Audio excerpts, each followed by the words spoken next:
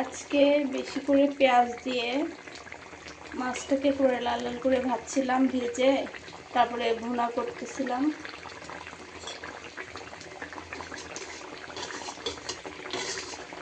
আমার ছেলে বলতেছে, মা আমার জন্য আলু দিয়ে দিও। সেই জন্য মাছ ভাজি করার সময় আমি এই একটা আলু হলুদ মরিচ সব কিছু দিয়ে লাল লাল লাল করে একটু লাল করে ভেজে নিচ্ছি, যাতে মাছ ভুনাটার এক পাশে আলুগুলো বসা দিতে পারি। এই যে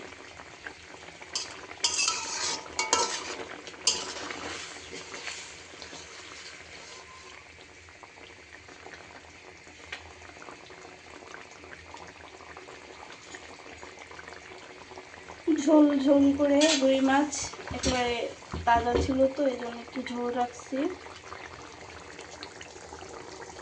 যেমন বাতাস তেমন ঠান্ডা পড়তেছে আজকে।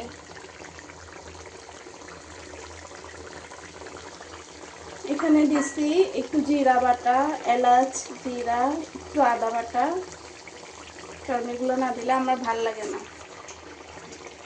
পেঁয়াজটাকে আগে ভাজছি, ভেজে মশলাটা তেলের মধ্যে দিয়ে কষাইছি। পেঁয়াজ মশলা কষানোর পরে পানি দিছি।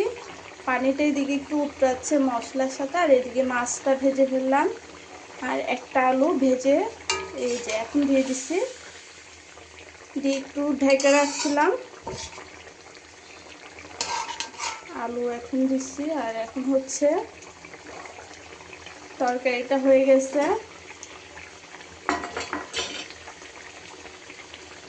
সুন্দর একটা কালার আসছে।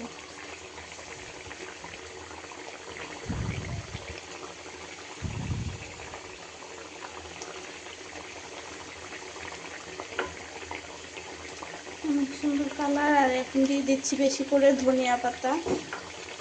বাগানের ধনিয়া অনেক সেন্ট বের হয়েছে, এটার থেকে অনেক ঘ্রাণ। সবগুলো তেল তেলে করছি।